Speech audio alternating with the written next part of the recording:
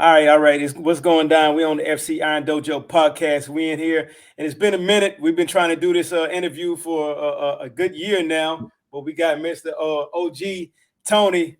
Um, I'm gonna let him introduce himself, but I'm doing this podcast right now because I've been knowing a lot of artists throughout the years that I've talked to, and people back home, and people I met throughout my military career. I think their view on how to get signed or how to push their music in the game is real misconstrued. So I'm gonna bring in here to a professional in here to tell you exactly. I'll give you some tips on how to push your career forward, and give you some tips on the grind. But first and foremost, we got Mr. OG Tony G. What's going on, player? What's happening with it, my brother? How you be, man? All right, all right. It's your birthday this week, right? No, it's not. It's actually the birthday of the business. Oh, It's the okay, birthday okay. of our rep. So yeah, my birthday is next month. Okay, that's a bet. Hey, so what you been up to? How you been doing, man? For real, how you been doing? Man, life is amazing. Dealing with the challenges of this. I work in the music business, as you know. I work with. I don't want to say I work with primarily indie artists, but I learned under Wendy Day, Propane Media, people like that who monetize these artists and make the success of the artist more important than the artist's popularity. Okay. Let's put it like that. And so I don't rap. I used to do beats. I used to rap a long time ago. I don't do all that stuff. But if you don't know who Wendy Day is, then you might not. Probably shouldn't be in the game right now. yeah, Wendy's the godmother of hip hop. Yeah, You yeah. know what I'm saying? And so I was blessed to be with her for several years and be able to learn with her. And just from my perspective, like with Wendy, she does what works, and it's expensive. Oh yeah. I don't want to say it's expensive because it's like buying a house. You're investing in the career for so long before you actually have the equity and the value in the house. As Propane says it, the beginning when you establishing yourself as an artist is like digging a hole so you can plant your seed. Okay. But once you start growing, if you're not rooted well, then any wind, any obstacle can blow you over, and then you got to start over. Oh, that's bad. Hey, before we get too deep into it, just tell us your origin for the people who don't know. Because I'm gonna tell you, I've been following you for about, oh man, it's probably been about 2-3 years, probably longer than that. Because I got in Hawaii, and I was following you when I got to Hawaii in 2017, and I don't know how I got linked onto your live feeds, Right. but all of a sudden I got on there, and I've been rocking with you ever since. But for the people who don't know, I do know you from Louisiana, and I got my family from Louisiana, my family from Bro Bridge. Okay. I got a lot of partners down there in Jonesboro, Ruston area right there, and I know I got another artist, not another a partner who's down there in Jonesboro. He's trying to get into the game, so you might be able to not click with him, but know about Louisiana type deal. For sure, man. I'm from Crowley, Louisiana, small town, not too far from Bro Bridge. Okay. And like I'm a dude. Well, I learned. I have to learn from my mistakes when I was young. So my first time ever getting in trouble, I ended up going to federal penitentiary 15 years. My first arrest, first offense. I come home, proceed to take my smart ass right back for a couple more years. And so when I went back on the violation, I met Wendy on Twitter on a burner phone. Oh. I got the little Twitter on the burner phone. Okay. And that's how me and Wendy start having a conversation. I end up going to the feds to serve my violation. We emailed each other through the time I was there.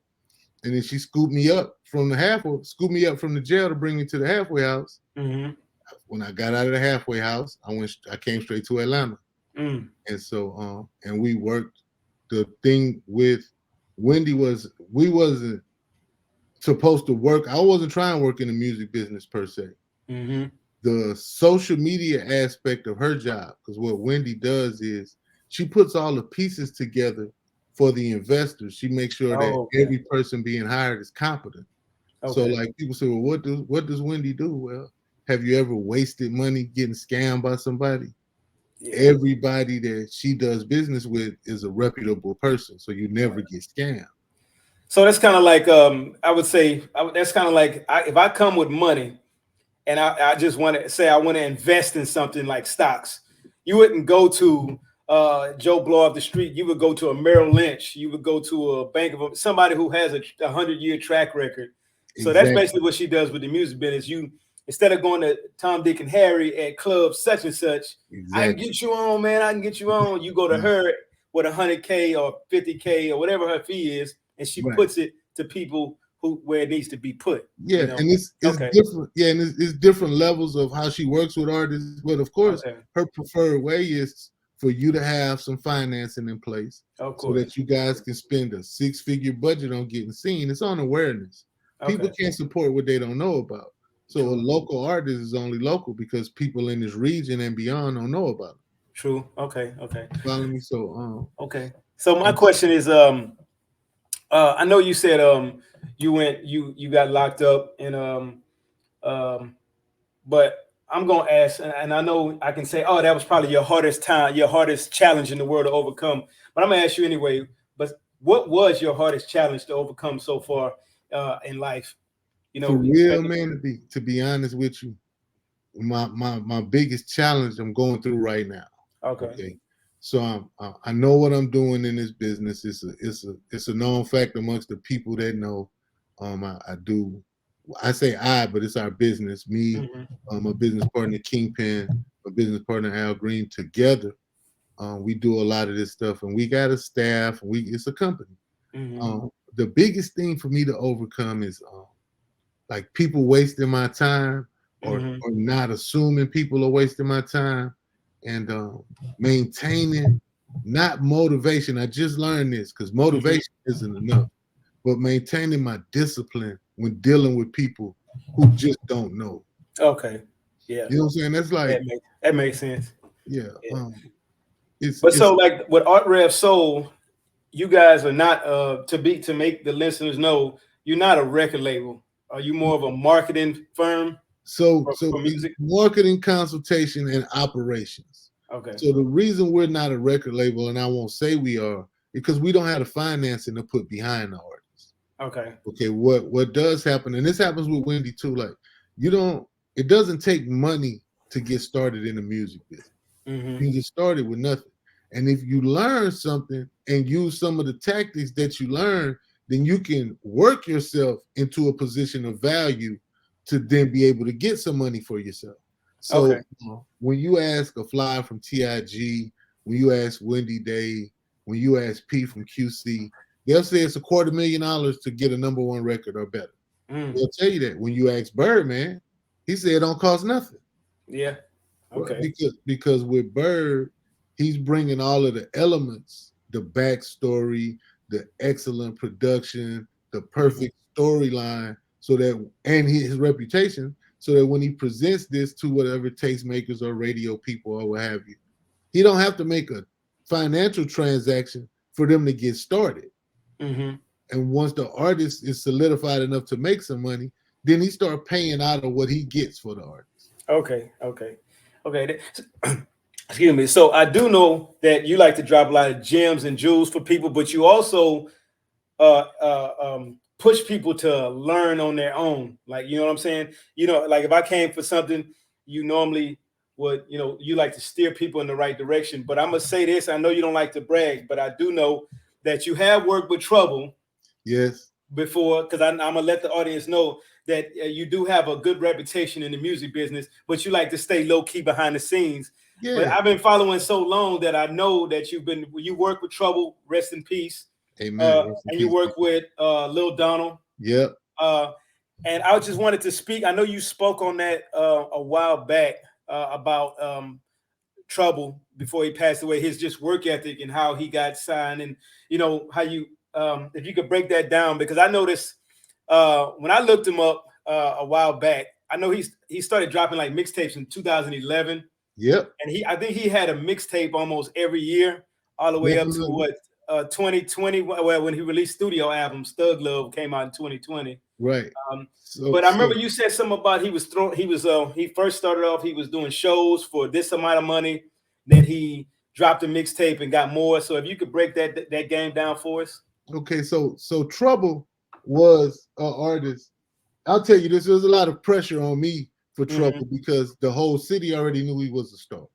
Okay. The whole city had loved him. When I met Trouble in 2013, Mm-hmm. his first several mixtapes that came out, understand he had an impact that like shocked the industry in a way.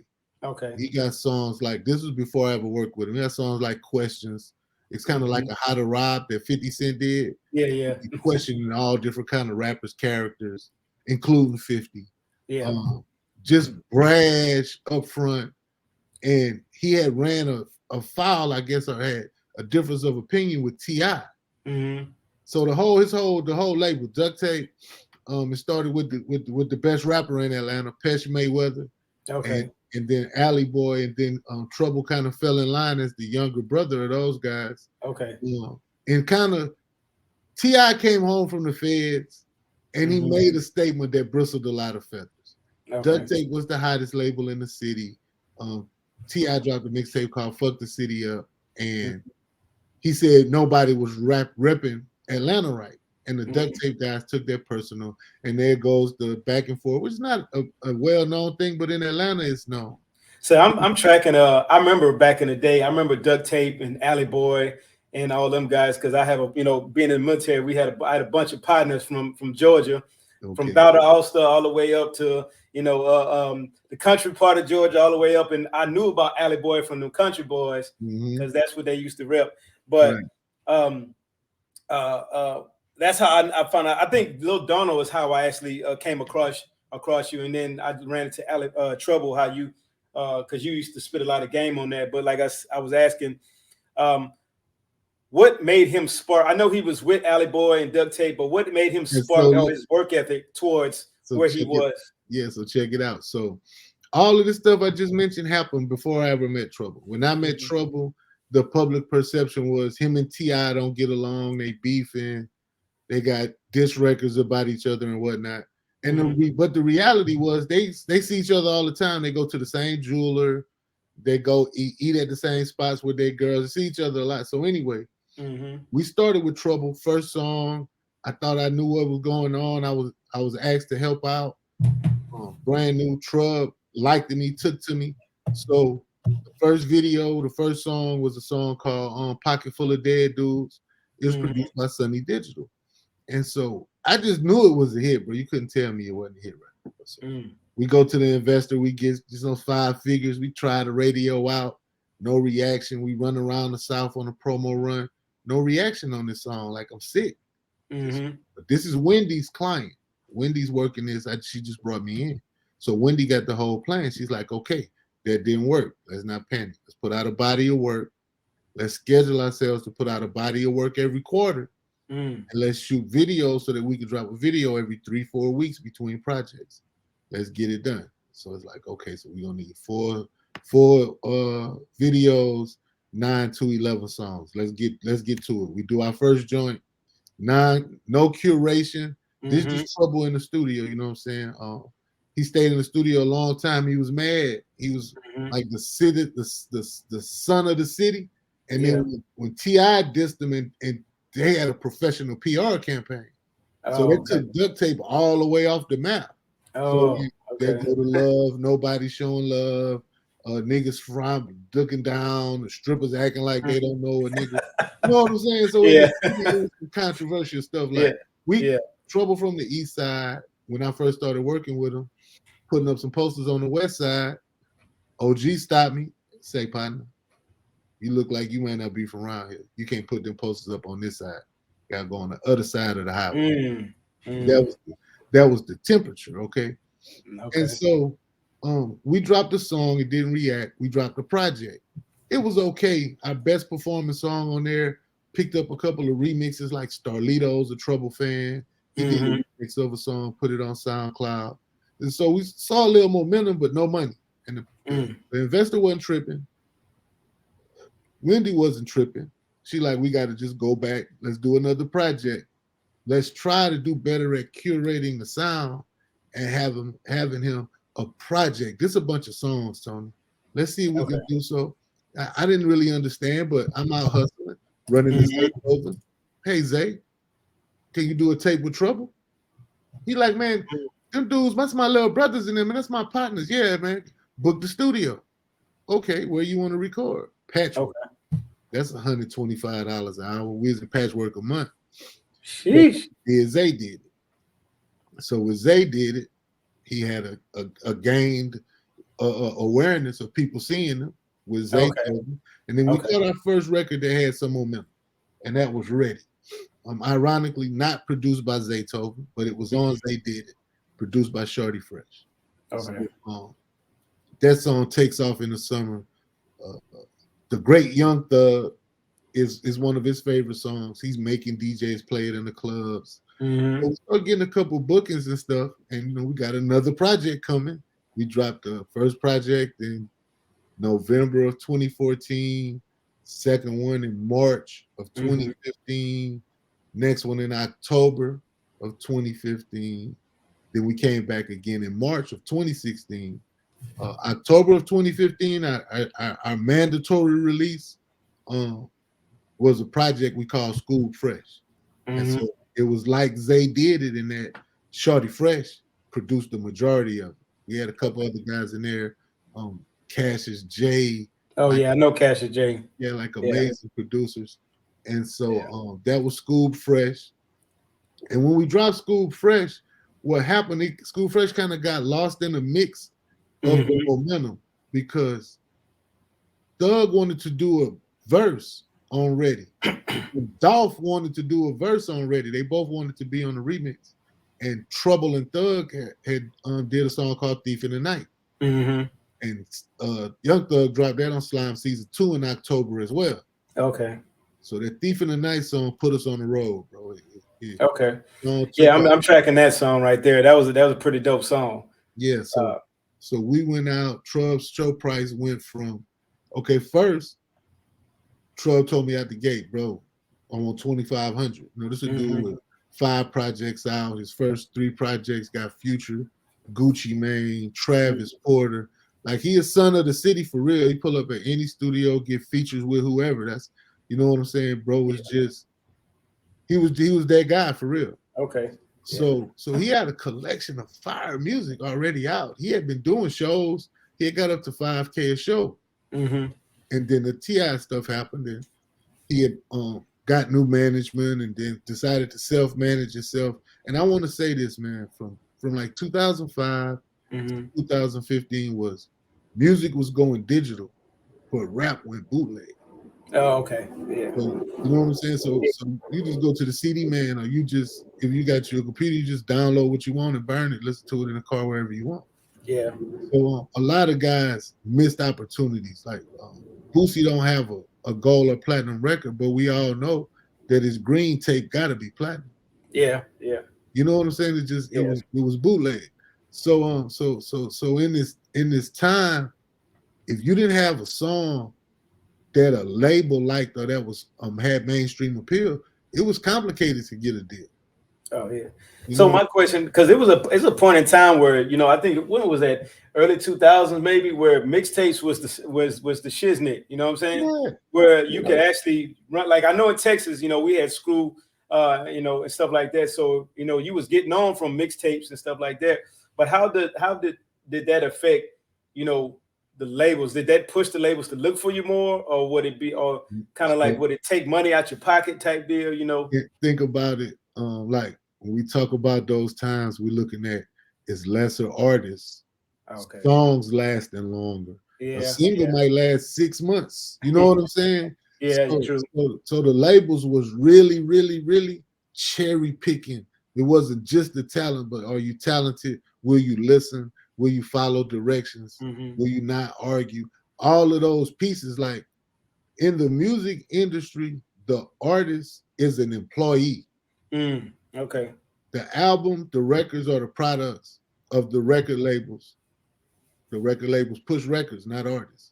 Okay. None of this stuff, the music industry has nothing to do with artists. The artist is a work on the assembly line. Okay, yeah. That's what I figured. But my question is that I know he put in some work, and you know, and then but let me say this and hold your thought, keep your thought. Along the way, we saw that every video. So once we had some momentum, this is the big thing. We worked until we had momentum. Okay. When we had some momentum, Now it's World Star was kind of the shit. Hey, World Star, Yeah, yeah. I'll give you Trouble video exclusively. Oh, we mess with Trouble. Oh, we don't like the quality of that though. Maybe you should shoot something with Key Motion. Oh shit. All right, Key Motion. Let's shoot something for World Star and say they're gonna give us a free play. Oh hell yeah, they're gonna give us the big box. They're gonna give us 20,000 a promo. Y'all come over here. Let's shoot this. This how much I need to shoot y'all a video for World Star. I do this for QC and them all the time. So boom, and that was at the time. This was 8 years ago, but at the time, Key Motion was ranging from 3,000 to 6,000. Like he shot. He shot Ready. Yeah, Key Motion. I don't want to lie. Yeah, Key Motion shot Ready. He did that for us about 3,500, 3 locations. Okay. Then he did Oh Man, that was about 5K, 5 or 6K, one location.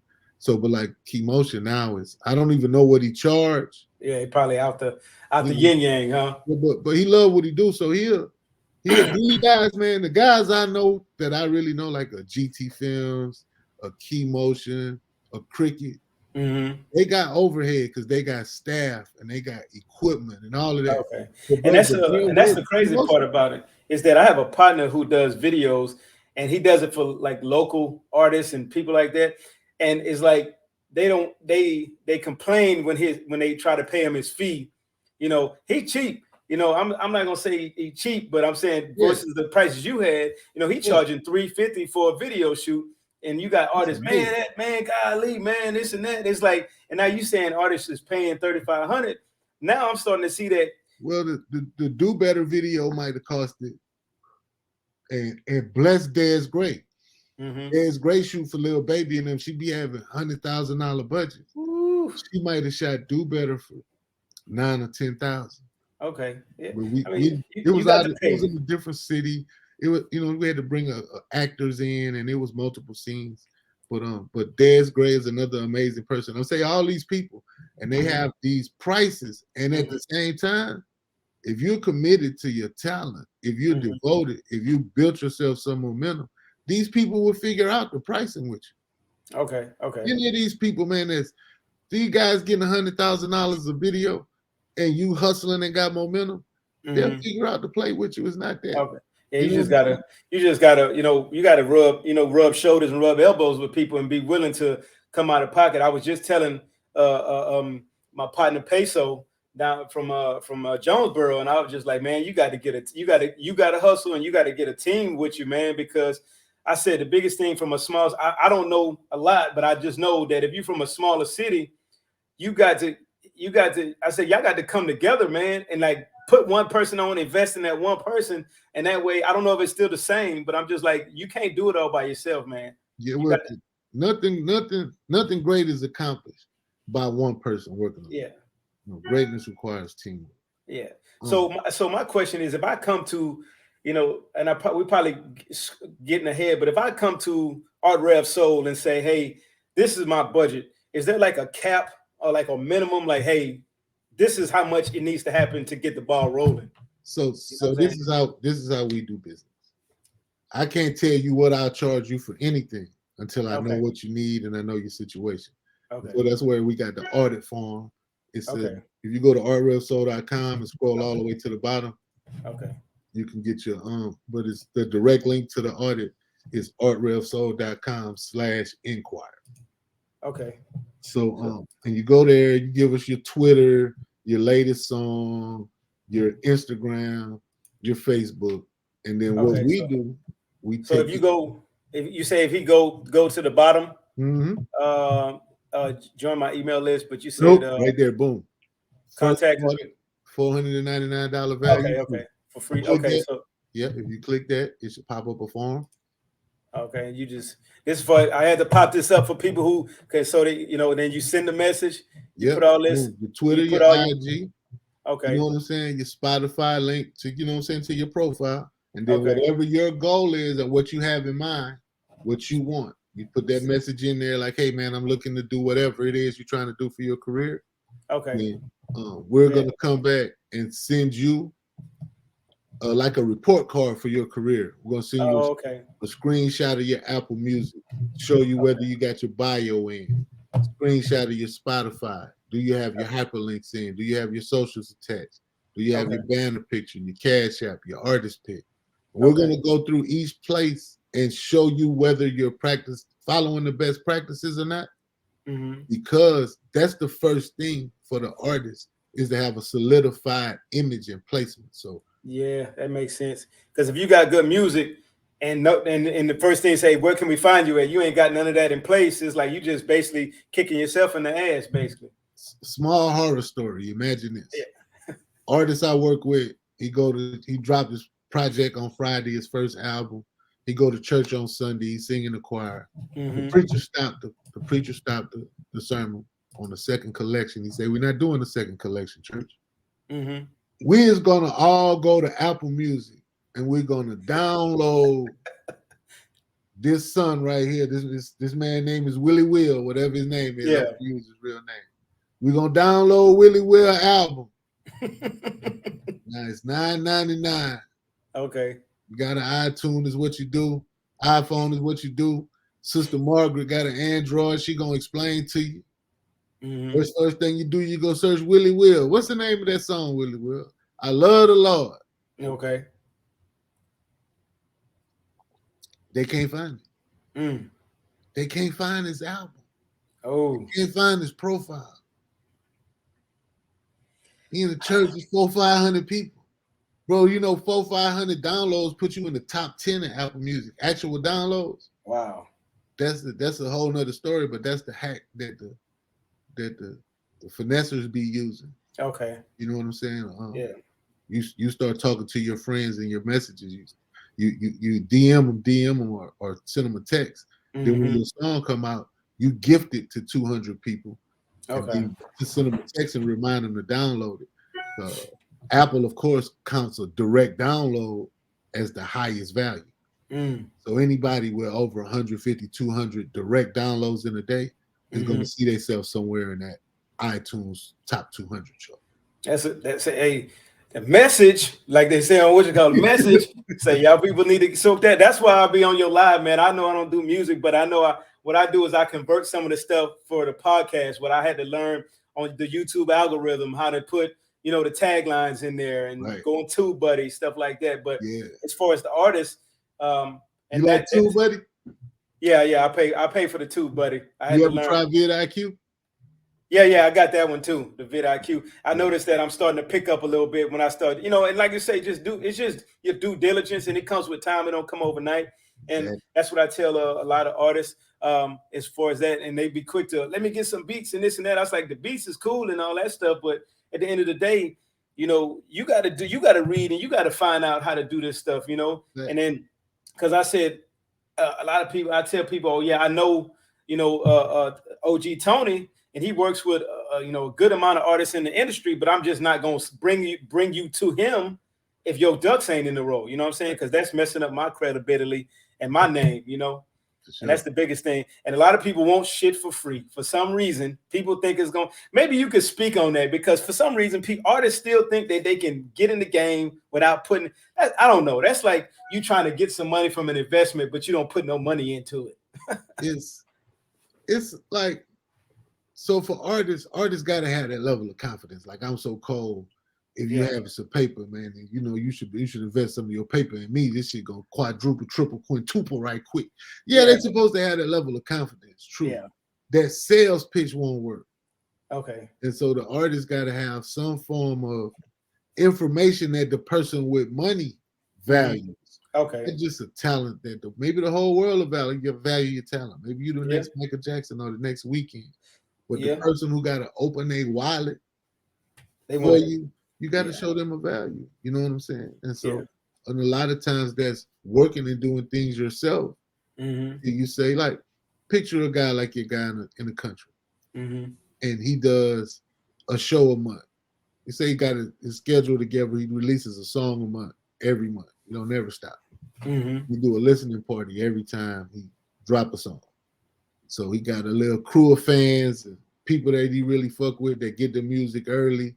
When he was listening parties, they know the words. Blah blah blah. Just picture him getting those filmed over the months he's dropping, and then do a blitz and an advertisement back to back to back to back. Say 10 days in a row, he show his first joint. Then 10 days in a row, he showed the next joint. Then for 20 days, he showed the biggest joint to the same set of people, just people in Georgia. Yeah. Promoters will be convinced by the visuals and the repetitiveness that it may be worth booking them. He'll make inquiries for that. You know what I'm saying? But he got to have the work ethic in his hometown to prove that he got his hometown turn. Yeah, and that's the biggest thing is like, and I always hear, man, well, I'm from a small city, man. Everybody ain't even trying to, mess with me over here. It's the worst excuse when you're from a small town. It used to be easy to stand out. Yeah, because it ain't 10,000 of y'all. If you're from a small town, you're supposed to be the man in your city. Once you're the man in your city, then just take a step over to the next city, take over that city. Pretty much. Yeah. and the crazy part about it is Louisiana, where they from. You got Ruston, you got Southern, you got Grambling, you got all those big name colleges. Yeah. You got Shreveport. Yeah. You got Natchitoches, you got Alexandria. And man, it's where I'm at the bottom, you got Lake Charles, Jennings, Crowley, Kinder, Church Point, Rain, Scott. And right up the road where I'm from, right up the road in Beaumont. Yeah, I'm from Beaumont. Then you got Houston right there. Right, all that. See, so for these artists, it's a trip because nobody. I don't say nobody want to accept this. Yeah, Houston for Louisiana artists is not a benefit. Okay, it's too big. You got too much competition. It is super big there. Yeah, it's too big. You got too much competition, man. Go on, take over Jackson, Mississippi. Yeah, that too. Shaw, Mississippi. Go to West Memphis and tiptoe your way into Memphis. Yeah, you're gonna get the whole Mississippi. Yeah, for what true. To go mess around in Houston. You know what I'm saying? Yeah, and then I'm gonna be honest. And then being 70 miles away from Houston, growing up with school and coaching and stuff like that. Regardless of people. Houstonians and Beaumontonians and all that stuff, we click together, but at the same time, sometimes you know how it is. Outsiders ain't, we don't take too well to, outsiders because we got to make it. We from here, Exactly. I think that's like every city is kind of like that. And this is the thing about this is for me. If you're from the country, work your way through the country towns. Yeah, that makes sense. Call you to the cities. Yeah. All right. I know you want to be seen. I know you want to be known. I want you to be popping. But go through because this is like war. Yeah. A nigga from Atlanta, I can take him all through the South. Everywhere he go, it matters because he from Atlanta. Yeah. Okay. All right. But if he not from Atlanta, where do I take him? What if he from Rain, Louisiana? Where do I take him? I take him all the spots in this area. Then we consolidate that into one. Okay. Then we go to the next area. You know what I'm saying? That makes sense. It's a real life process, man. Yeah. That takes time and effort. It's a whole lot of failures, a lot of shit that you look at, you believe gonna work. It seems like it's gonna work. You got the connections to make it work, and then boom. Yeah. No. And that's why I learned the first few times I asked, I used to ask, well, how much do you think it's gonna cost? This was a few years ago. I know you probably don't remember, but how much does it cost to actually get an artist on? But you never really say a dollar sign because you just, like you say, if you go on the site, you got to know exactly what the artist is looking for before you put a dollar amount on something like that. Yeah. So, and I can say this is the thing, because I don't disagree with the people who say it costs 6 figures. I just believe in hustling. Okay. Yeah. I believe that whatever amount of money that the artist or the investor can afford monthly without stopping. That's the most important thing. Hey, how much you got for it? Yeah. No, it's like, what can you afford to spend every 30 days without stopping until you start making money? Yeah. What's your investment? Like, that's the part of the budget I'm talking about. Because if a dude come and say, man, I wanted to hire Wendy, but she wanted $100K and me to have $150,000 budget. Now, okay, well, why didn't you hire her? Oh, I only got $50K. Oh, you're not ready. She told you to go get some more money, make some more music, keep working, right? Yeah, man, but I really need help. I don't know what I'm doing. Yeah. Okay, then you got 50K. We're gonna take the first, put 25 and go do something with it to make some more money. We're gonna take the first 25. We're gonna do you 5 songs every 5 weeks. We're gonna put 5K behind each song and see how that progresses you. You believe you have amazing music. I can't hear it, but people gotta tell me. So Yeah. let's Yeah. go ahead on and take half of your budget that you was ready to spend, and let's put this formulated money behind it so we can see how it grows and you can see the reaction at this scale so that you can decide what you're doing with your next 25K, if it's running for the hills with your bread or if it's committing to making things happen. Okay. And Yeah. so So, and that's the biggest thing. I just wanted to let my listeners know that, especially if you're an artist, man, like you just can't put out music on Facebook every so often and think people gonna gravitate to it. And I've noticed that people do that, or they'll be like, "Well, my song dropping in 2 days. Make sure y'all go like and and then you next and then another month from now you drop another song. Oh, my whole album coming out. It's like, and then wonder why, man, why I ain't getting away? I'm like, you just dropping it on Facebook, man. willy nilly, and it's 100,000 songs get uploaded a day to the streaming site. Yeah. So how do I stand out? Like if I come to you, let me ask you this, and I know you. If I say, OG, I got 1,000 a month constantly. I know if that's all I got. I can spend 1,000 a month for the next 12 months. You know, I would look. So look, let me see if this works for me. Because you just showed your screen. So let me see something real quick here. So if you got 1,000, I actually have a client that pays $1,000 a month, right? Okay. He stopped paying. That's part of the problem or the challenge when working with artists is that sometimes this happen all the time. Really, for me, it don't seem this way, but that's why I got this facade so that it don't keep happening. But like, I'm gonna always work with an artist at whatever. If they sincere, if they grinding, if they working, I understand the frustration of trying to make it work without enough. So I provide them everything I can at basically whatever they can afford, as long as they do the majority of the work. Okay. You know what I'm saying? They gotta do the work. Like they can't come to you and they paying you 1,000 a month, and then they expecting you to, man, can you find me a studio? Can you find me this? You got to come with the plate and the food and say, here you go. And understand, like, it really is a 6-figure journey to relevance. Let's just look at it from a scientific and mathematical standpoint. People have to see you. This is rules of marketing. People have to see you or your advertisement 7 times before they recognize you. So before it trigger in their mind who you are, they got to see you 7 times, right? Okay. Right. So let's say we run an advertisements. It costs $1.50 to reach 1,000 people. All right. We're gonna have to do that 10,000 times to reach 1 million people, right? That'll be 15K, right? Yeah. That's just to get 1 million people to see you one time. That's 1/3 of 1% of the population to see you one time. So we're talking about getting reached, making sure they see you 7 times. That's 100K. Then continuing that on so that they remember who they seen. Okay. Selling something, branding something, marketing consists of the components of awareness. People can't support what they don't know about. So this is what the big ads and the blanket ads and the Super Bowl ads is for. It's for awareness. It's not to sell nothing. You don't see a commercial and get up and run by a Toyota. They just want you to know Toyota-thon is going on. Okay. You know what I'm saying? If you've been thinking about Chevys, remember Toyota. Awareness.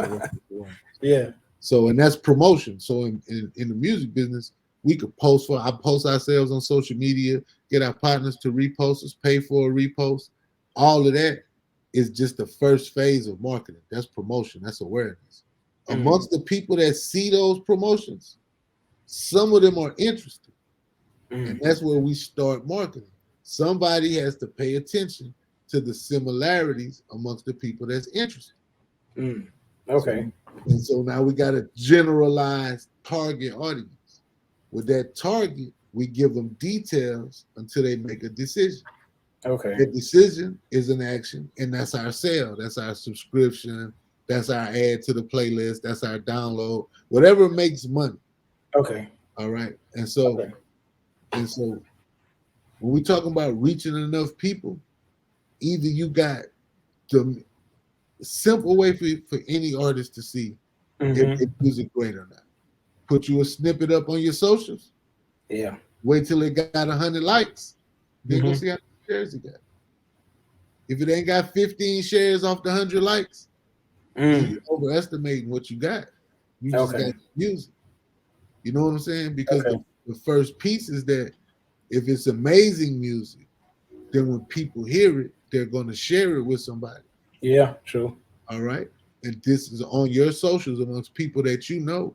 If you play a song that your friends are not so proud of you about that they don't share with somebody, you know you just got some music. You might be a little hard, you know what I'm saying? You got to accept that. Russ talked about that in his book. I used to be on Twitter, beats for $1 million. Next album going #1 and shit, just flopping after flopping after flopping. Yeah. He not believing that he could do it. He had to learn. He had to sit down, get him a couple of tactics, figure out how some of this stuff works. Oh, so if I load my stuff, I upload my stuff 2 to 3 weeks early, then I can go to Spotify for artists and pitch it and get guaranteed 3 editorial playlists. Okay. Oh, bet. Let me go do that. That's for any artist. Like just a little bit of reading opens up the door for so many artists. True. So I know this might be old school, but is it like I guess keen for artists to go try to get shows while they in the process of building their clientele, or should they just wait, till they have a buzz? I don't tell artists to wait for nothing. So do you think an artist should pay for shows when they first start off? Okay, listen. First off, no. Okay. Because before you pay for a show, won't you go scout a town, find a venue that got 50 to 150 people, and see can you rent it out on the off night, and then run you some ads, go run through the city, give some fine girls some passes, have you some bottles to give away, say you got it, you know what I'm saying? Spend your money like that. Spend your money on you instead of put yourself on stage. You know what I'm saying? Make your Eventbrite link. Y'all listening? Y'all listening? Because this how you promoters make their money from catching niggas at a value. So if they see you making money by yourself, then they know they could make some money with you. Yeah, that's just how they go. True. So what's one it's so many educational things out there. What's one book that you could potentially recommend for these young artists to read, or any entrepreneur? I ain't gonna just circle it to artists, just any entrepreneur when it comes to the music business or anything in life. What you recommend? Okay, so boom, look. If you how I get connected to Wi-Fi. How can you use what's her name from Amazon? I forgot her name. I was talking to you later. But so a big book. So all right, a small book. Small books first. You're not much of a reader. There's a book called As a Man Thinking. Okay. Right. And this is short. You can read that book in an hour. You know what I'm saying? So it's something to read like periodically to go back to. And it tells you like whatever's in your mind, that's what you become. Whatever you focus on, whatever you think about. Another great book that I read. These are just my personal books that I like. Okay. I like the 4 Agreements. Okay. The 4 Agreements are be impeccable with your word. Don't make assumptions. Okay. Yeah. Be impeccable with your word. Don't assume anything. Don't take anything personal, and always do your best.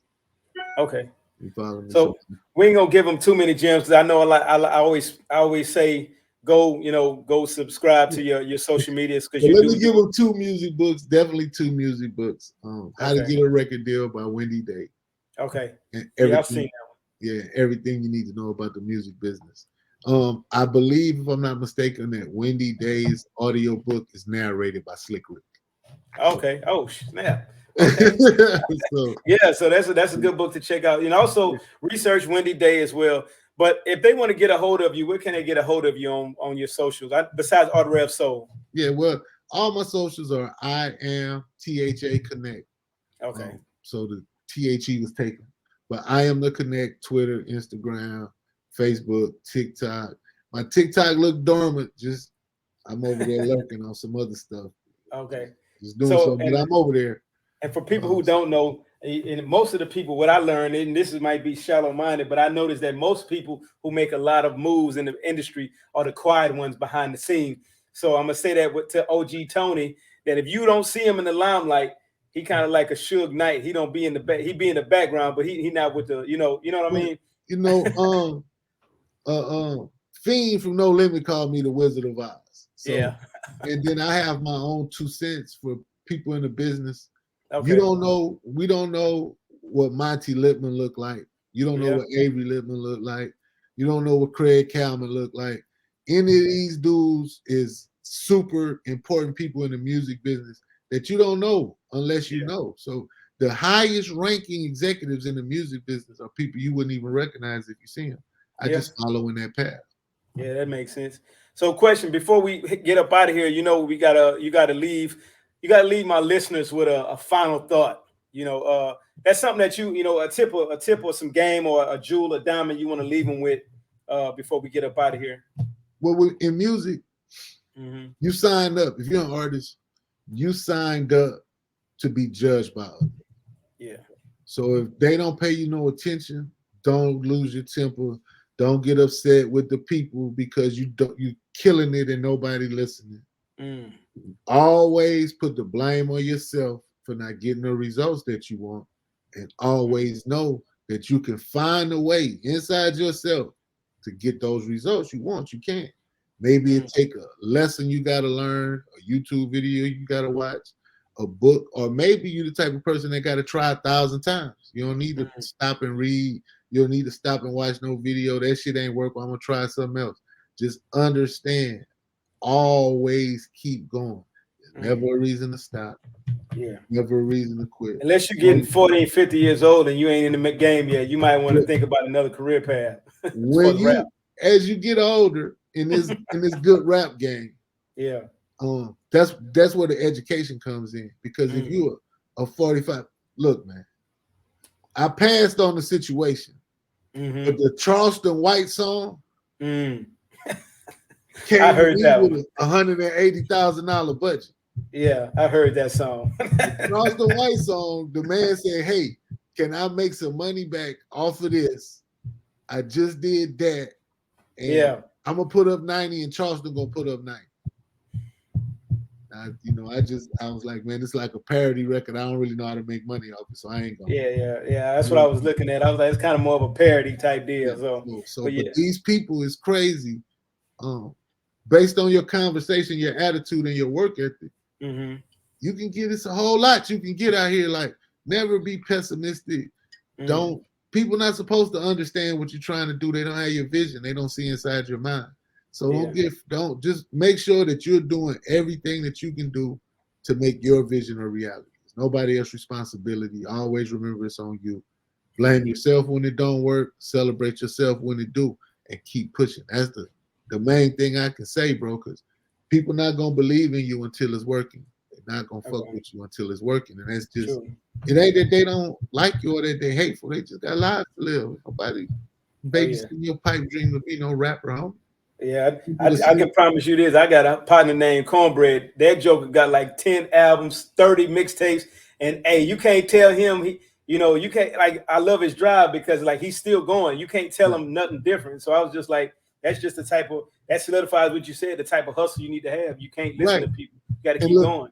And so check it, like a guy like that, just to mention another book, my homegirl Tamara Bubble got a song called From Sink to Superstar. Yeah. So she's an indie artist that was, I don't want to say a failed artist, but kind of, she tells her story in her book. How she was doing the showcases and Nobody knew she was college educated, so she could go work for 3-4 months, come back with 40,000. She dumped that in her music over the next few months, and she did it over and over, without seeing a bunch of results. Then she learned about sync. She caught my live. I was talking about pub and sync licensing. Well, I just know that people like, I know that I got a client that just got 600,000 for the Walmart commercial. For putting their song in the Walmart commercial over Christmas.